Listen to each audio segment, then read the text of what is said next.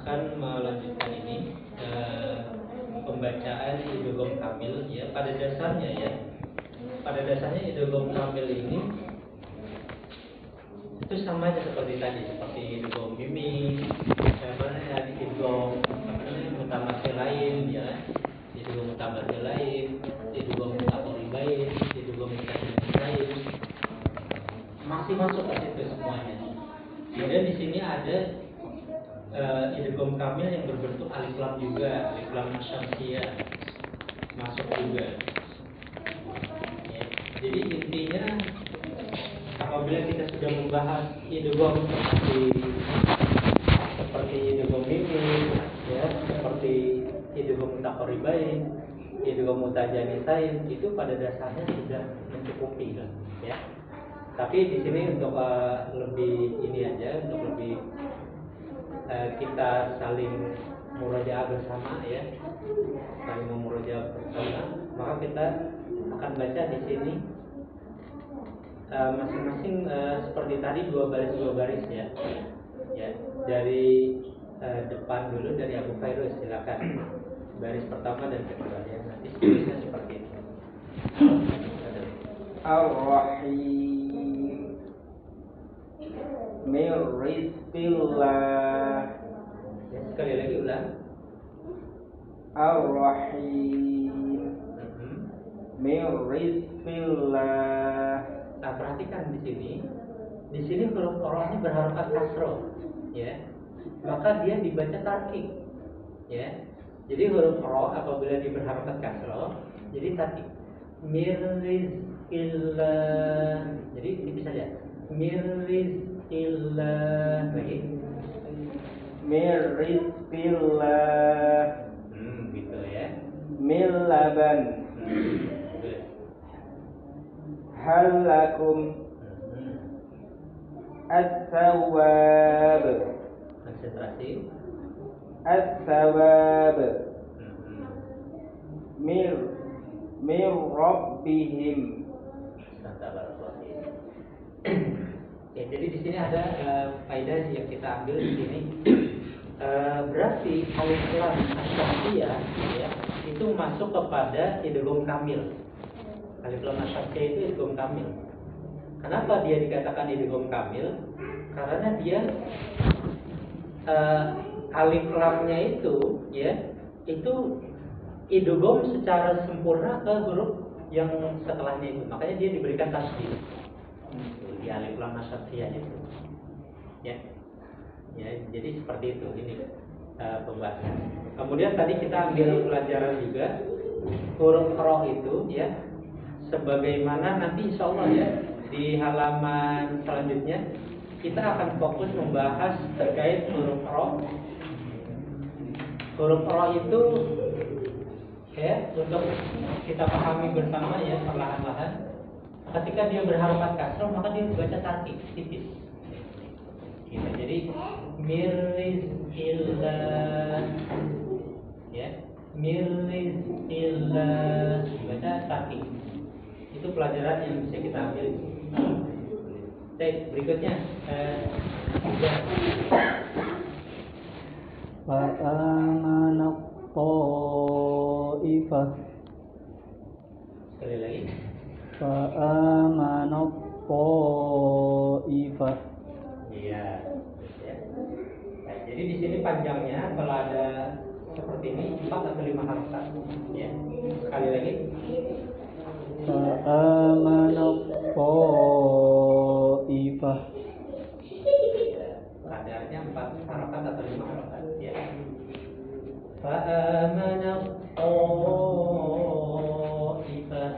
Agak panjang ya. Coba sekali lagi. Fa'amana ta'ifah.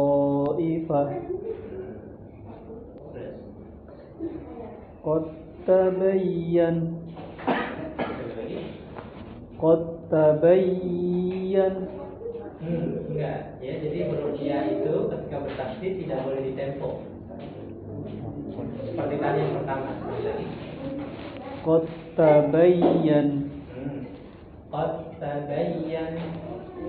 Qad tabayyan. Gitu aja ya. Terus Hafadtum. Ulang. Hafadtum. Hasabtum. Hafadtum. Hafadtum. Jadi langsung ke huruf ta. Ya. Hafadtum. Hasabtum. Hafadtum. Ya. Nah, bagus. Terus yang baris keempatnya. Barrafa'ahu Allah. Ada lagi ulang. Barrafa'ahu Allah. Huruf ra itu dia punya sifat takrir. Ya, dia ada takrir. Bergetar. Tetapi sifat takrirnya ini tidak untuk terlalu banyak. Dia cukup sekali getaran aja. Jadi cukup. Barrafa'ahu Allah. Barrafa'ahu Allah. Jadi jangan jangan gitu. Barrafa'ahu jangan. Tapi barrafa'ahu Allah. Sekali lagi. Barrafa'ahu Allah. Ya, sekali lagi ulang. Barrafa'ahu Allah. Ya, terus. Idzalamu. Sekali lagi. Idzalamu. Iya, jadi idgham ke huruf wa sehingga tebal. Idzalamu. Ya. Sekali lagi. Idzalamu. Mengenai mu idzalamu itu cukup 2 harakat aja. Ya, walaupun dia di sini secara penulisan ini ada bendera ya. Karena bendera di sini tujuannya nanti ketika dia diwasol ke kalimat setelahnya. Ya. Maka dia masuknya nanti kalau diwasol itu panjangnya itu menjadi 4 atau 5 harakat sebagai mad ismul fasil. Tapi ketika kita wakaf di kalimat ini, maka dia kembali ke hukum asal, cukup 2 harakat saja.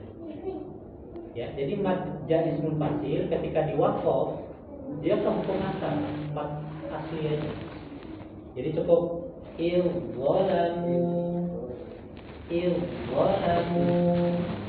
2 harakat aja. Ya. Sekali lagi. Idzalamu. Terus. Hudal linnas. Lagi. Hudal linnas. Ya, jadi untuk huruf nun yang bertasydid dia di tempo ya. Hudal linnas. Sekali lagi. Hudal linnas. Alhamdulillah ya. Seperti ini ya. Jadi dia idgham kamil seperti itu, Pak. Ya, jadi qad tabayyan. Jadi huruf dalnya hilang. Huruf dalnya itu hilang. Seakan-akan nggak ada huruf dal. Qad tabayyan. Hasattum. Nah, jadi huruf dalnya itu seakan-akan hilang. Kemudian barrafa'ahu Allah. Seakan-akan nggak ada huruf lam. Ya, seakan-akan nggak ada. Begitu juga idzalamu. Seakan-akan huruf dalnya itu nggak ada. Inilah yang dikatakan idgham kamil. Ya, berikutnya baris yang selanjutnya Pak. Silakan. Tawwabar rahimah. Wa qad dakhalu atrib bi'asaq. Konsentrasi. Atrib bi'asaq. Perhatikan, kalau ada hamzah wasal Pak, selain berbentuk alif lam, ini selain berbentuk alif lam ya, maka lihat huruf ketiganya Pak. Huruf ketiganya ini kasro, ya kan, ri-nya, maka dibaca kasro Pak. Jadi kalau huruf ketiga itu kasro, maka hamzah wasal itu dibaca kasro. Idrib bi'asaq. Nah, sama seperti ihdinas siratal mustaqim. Ya kan? Ihdina. Itu kan huruf ketiganya kan. Nah, jadi itu Pak, seperti itu. Ada ini nggak Pak? Kita ada lagi. Ini ada nih. Ya. Nah, ini bertawar buat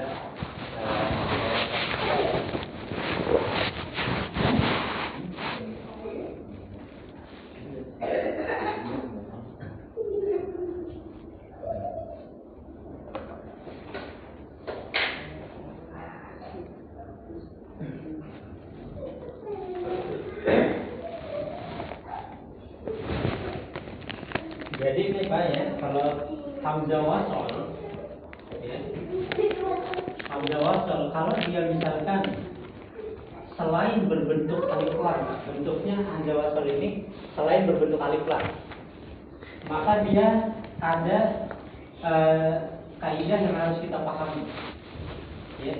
Kalau misalkan dia huruf ya, jadi huruf ketiganya itu berharokat kasroh. Jadi misalnya hamzah wasol, terus ada huruf di sini, ya, ada huruf di sini. Ini berarti hamzah wasol ini huruf pertama, terus ini huruf kedua, ini huruf ketiga.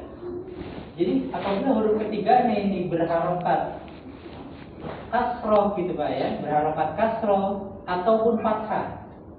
Nih, kalau huruf ketiganya ini berharokat kasroh atau fathah, maka hamzah wasolnya ini dibaca dengan kasroh. Ya, jadi hamzah wasolnya ini dibaca dengan kasroh. Contoh seperti tadi, idrib. Ya, idrib.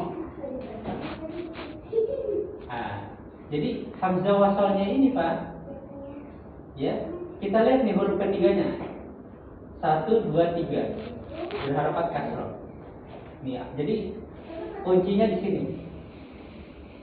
Kalau huruf ketiganya berharokat kasroh, maka dibaca kasroh. Begitu juga kalau misalkan huruf ketiganya fathah, contoh seperti tadi, seperti il, kab. Ya, yang tadi ya bunayya kam ma'ana irkab. Ya, ini huruf ketiganya fathah Pak, maka dia dibaca kasroh juga. Tuh, jadi kalau misalkan ya huruf ketiganya ini fathah atau kasroh, ya seperti ini contohnya. Nih, ini huruf ketiganya kasroh, maka dibaca kasroh. Huruf ketiganya fathah, maka dibaca kasroh. Itu Pak, paham ya? Tapi kalau misalkan huruf ketiganya ini dhammah, ya, jadi huruf ketiganya dhammah. Misal hamzah wasol, ya, ini huruf pertama, huruf kedua, huruf ketiganya ini dhammah, ya, maka dia dibaca dhammah Pak. Ya. Contoh seperti kalimat ya, misalkan kalimat ini, ya, nih huruf ketiganya 1, 2, 3 dhammah, huruf 1, 2, 3 dhammah, ya, maka dia dibaca dhammah Pak. Uskun, ya, uskun anta wa zaujukal jannah, ya, uskun. Nah, jadi dia dibaca di sini dhammah gitu Pak, karena huruf ketiganya dhammah.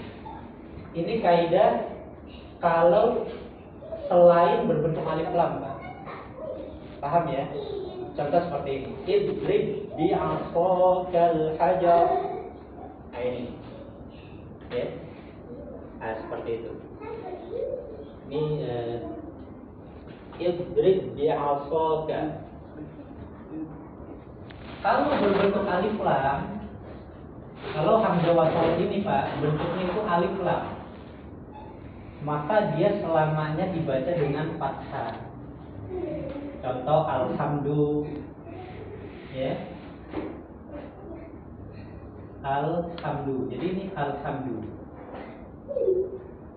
Kalau dia berbentuk alif lam Pak, dia selamanya dibaca fathah.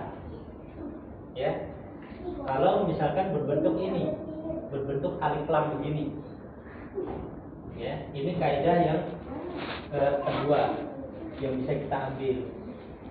Pokoknya kalau berbentuk alif lam begini, alif lam maksudnya di sini alif lam syamsiyah atau alif lam qamariyah gitu Pak. Ya. Maksudnya di sini alif lam ini alif lam ta'rif. Ya, atau alif lam yang masuk kepada isim gitu Pak. Ya. Nah, maka dia dibaca dengan fathah. Alhamdulillah. Ya, seperti itu. Kemudian ada lagi kalimat-kalimat yang khusus di dalam Al-Quran yang dia tidak mengikuti kaidah ini. Contoh seperti ya kalimat ini ismun. Ya, ini kalimat ismun. Ini tidak mengikuti kaidah itu, Pak. Ya, nah, dia dibaca ismun. Terus ada lagi ibnun, maka dia dibaca ibnun, ya, dibaca kasroh. Ya, seperti itu Pak. Ada lagi imro'atun, ya, imro'at atau imru'un, ya, imru'un. Jadi dia dibaca kasroh Pak di sini. Jadi ini kalimat-kalimat ini tidak mengikuti kaidah itu. Ini nih kalimat-kalimat yang tidak mengikuti kaidah itu, ya. Jadi nanti antum kalau dapat di kalimat ini, ya, ini dibaca kasroh. Jadi tidak melihat huruf ketiga gitu Pak.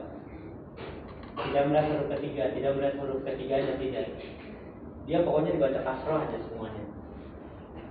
Nah ini, ya, ini apabila dia seperti ini.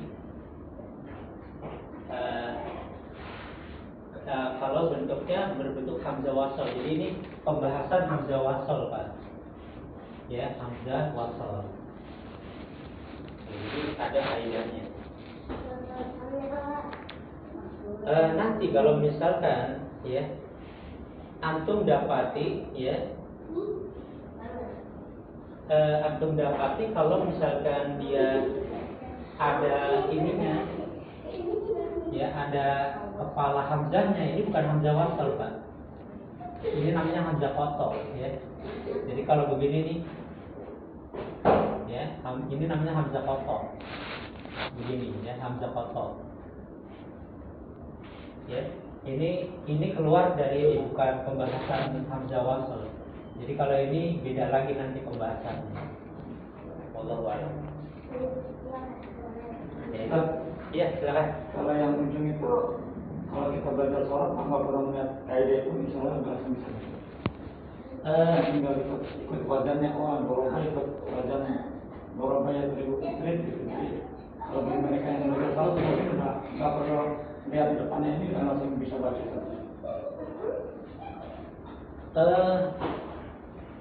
Coba pertanyaan gimana Pak? Coba.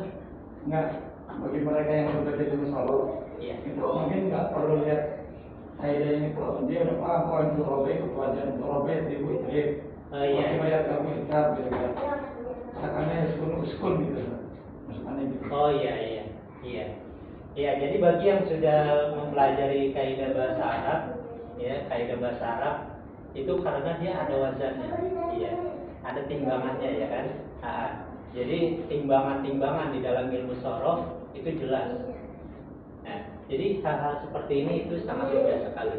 Tapi kalau bagi pemula ataupun kita yang belum terjun ke pelajaran bahasa Arab lebih dalam, ini kaidah ini sangat membantu sekali. Jadi lihat huruf ketiganya.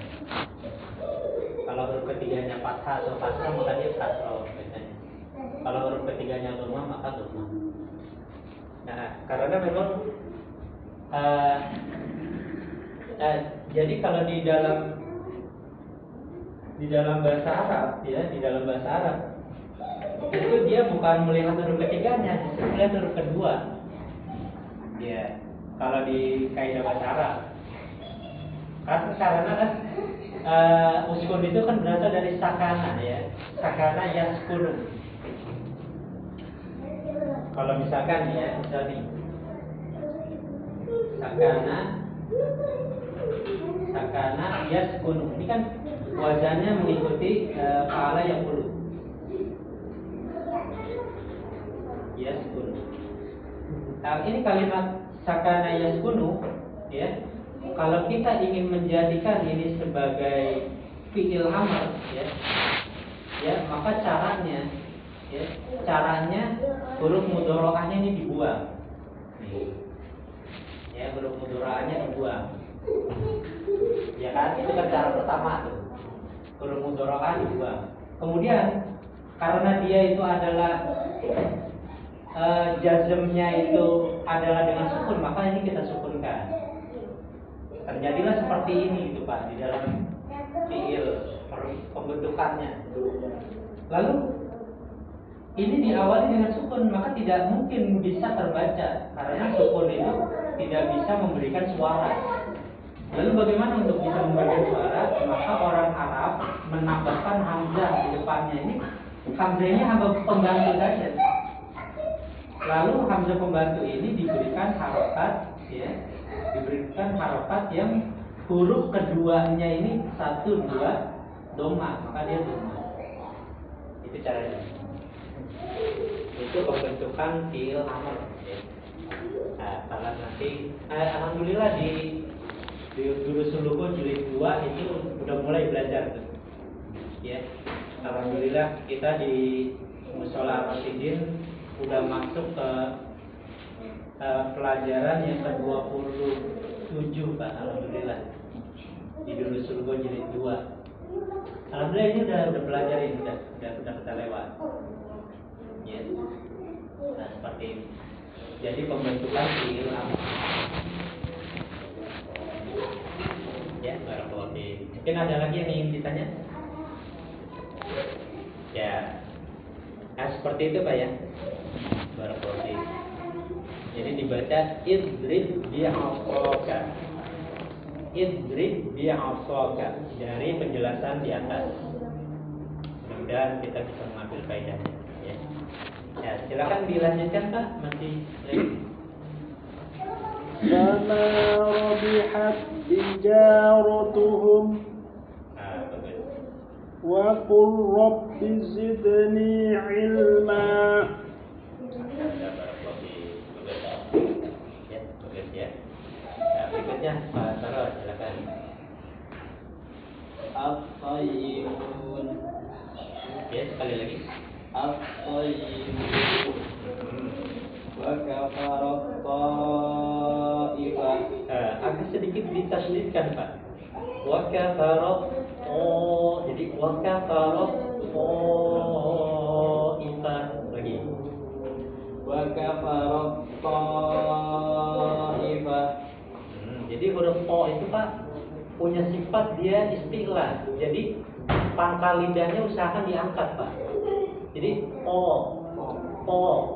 tebal o wa kafarat ta'ifah Wa kafarat ta'ifah. Jadi suaranya itu tebal ya.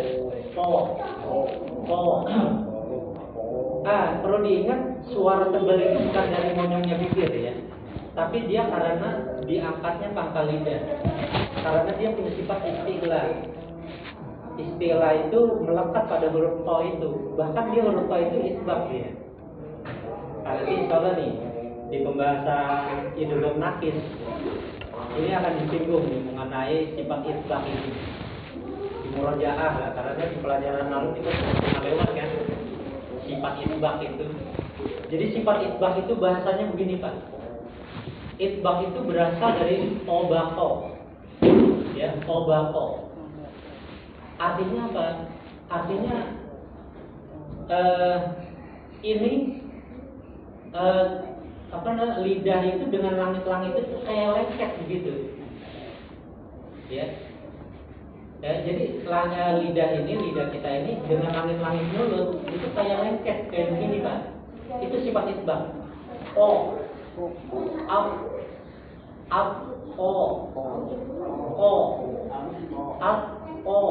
Jadi kayaknya lidah itu kayak begini Pak.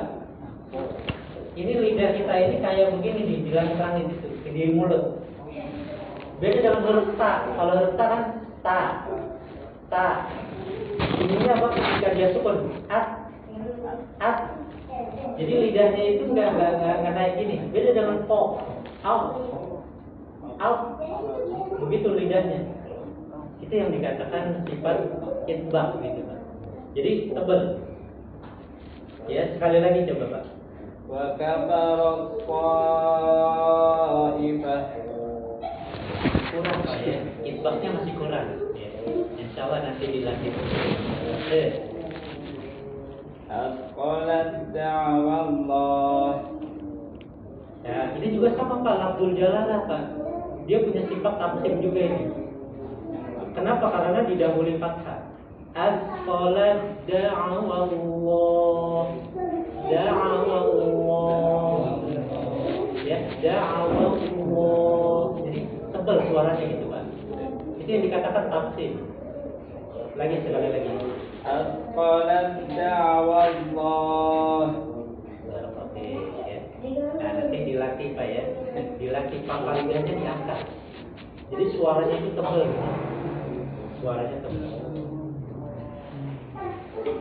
Ya, tebal lobik. Ya, terus berikutnya. Masih Bapak ya? Satu lagi. Ya, silakan. Khafidatur rafi'ah. Ya. Aisatir radiyah. Ghafurur rahim. Oke ya. Ya, jadi memang untuk Bapak nanti Bapak banyak dilatih yang huruf-huruf tebalnya. Huruf-huruf tebal ya. Jadi ini huruf-huruf tebal yang dia itu sifatnya itu melekat terus Pak, nggak bisa hilang ya. Jadi ada ini satunya. Jadi huruf-huruf yang punya sifat tebal yang melekat itu terkumpul dalam kalimat khusodofin. Ya, khusod.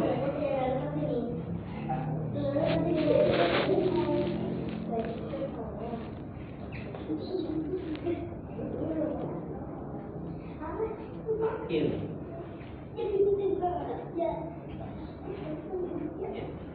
Nih 7 huruf ini Pak.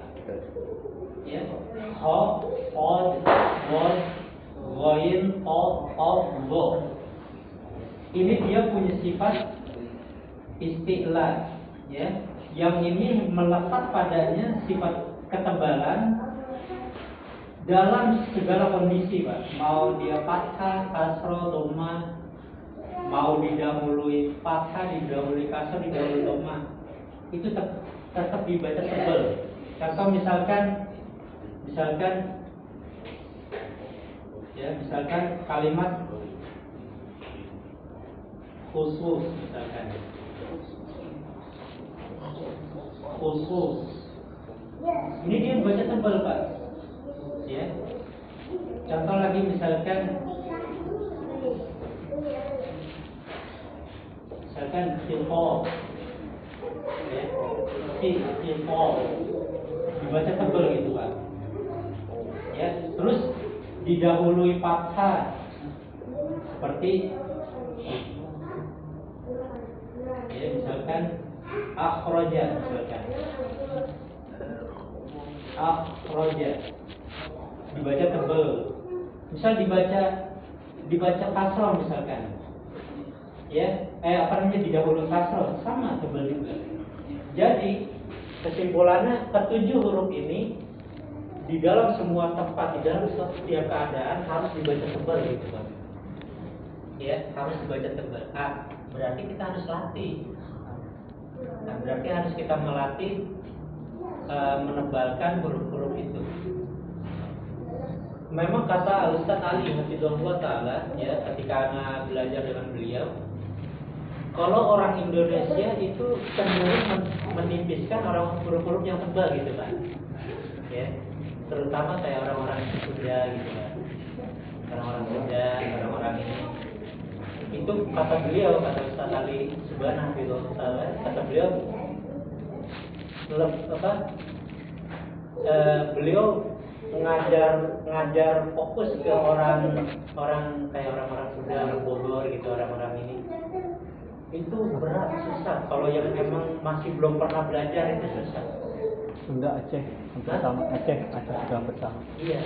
Jadi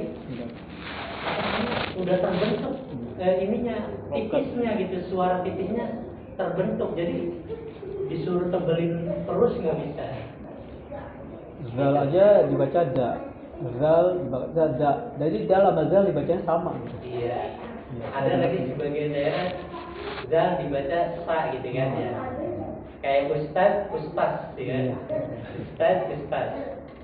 Itu ada seperti itu. Di Padang itu biasanya, Padang atau apa gitu. Ya. Jadi memang orang Indonesia itu kebanyakan itu huruf yang tebal dibaca tipis. Nah, berarti kita harus melatih.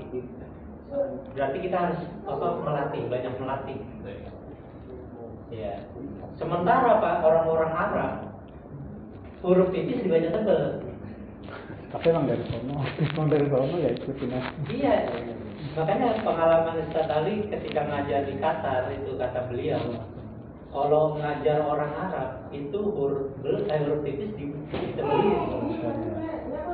Itu kata beliau. Ya. Jadi huruf tipis ditebelin.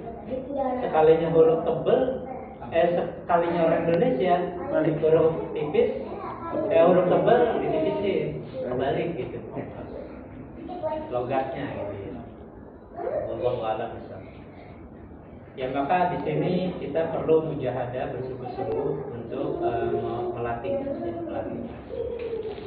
Baik, berikutnya Pak, silakan. Tadi. Hammat qa'ifa yudrikumul maut Arabiyan la'allakum Sekali lagi. Arabiyan la'allakum yubayyin lana Konsentrasi. yubayyin lana fawailun lilladzina kafaru la ibratan liman yakhsha Konsentrasi yang terakhir. la ibratan liman yakhsha. Iya, jadi di sini perhatikan idgham pada huruf ya nih. Ya. La ibratan liman yakhsha. Nah, ini yang tadi kita singgung di depan. Kalau idgham ke huruf ya diturunkan rahang bawahnya sambil ditempo, sambil didengung di dalam hidung. La ibratan liman yakhsha. Liman yakhsha. Sambil digitir Pak. La ibratan liman yakhsha. Nah ini ya. Harus ditempo Pak. Sekali lagi Pak, coba. La ibratan liman yakhsha. Oke. Ya, ini pembahasan kita tentang idgham kamil.